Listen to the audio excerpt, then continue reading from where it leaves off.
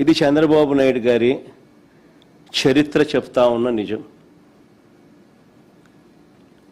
మరోవైపు ఆయనంతటా ఆయన సెల్ఫ్ సర్టిఫికెట్లు చాలా ఇచ్చుకుంటుంటాడు. రికార్డ్ అంటాడు, మెగా అంటాడు, రకరకాల పద్ధతులు, రకరకాల మాటలు మాట్లాడతాడు. నేను చెప్తా ఉన్నా చంద్రబాబు నాయుడు గారికి, అయ్యా చంద్రబాబు నాయుడు గారు, రికార్డ్ అంటే ఏమిటి, రికార్డ్ అంటే ఏమిటో నేను ఒకసారి చెప్తా, తెలుసుకో చంద్రబాబు అని చెప్పి నేను చంద్రబాబు చెప్తా ఉన్నా.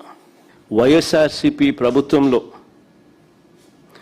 రాష్ట్ర చరిత్రలో కానీ దేశ చరిత్రలో కానీ కని విని ఎరుగని రీతిలో ఒకే నోటిఫికేషన్ ఒకే టైంలో 130,000 ఉద్యోగాలు భర్తీ చేసిన చరిత్ర ఈ రాష్ట్రంలో కానీ ఈ దేశంలో కానీ ఎక్కడైనా జరిగింది అని అంటే అది ఒక్క వైఎస్ఆర్సీపీ ప్రభుత్వంలో మాత్రమే జరిగిందని గర్వంగా చెప్పగలుగుతాను. రికార్డ్ అంటే ఇది అని కూడా చెప్పగలుగుతాను. గ్రామ స్వరాజ్య సాధన, సుపరిపాలన, ఈ 2 లక్ష్య సాధనగా ఉద్యోగాల చరిత్రలో ఓ సువర్ణ అధ్యాయం రాశాం మేము. ఎవరు బద్దలు కొట్టలేని ఓ రికార్డును ఎస్టాబ్లిష్ చేశాం.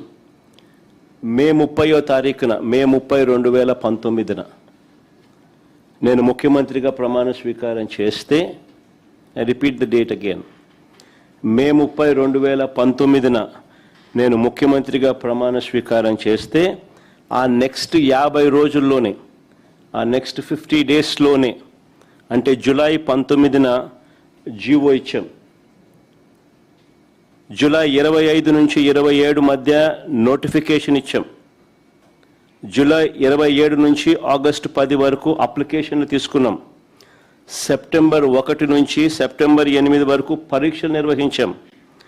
2,800 సెంటర్లలో 19 లక్షల మంది పరీక్షలు రాశారు.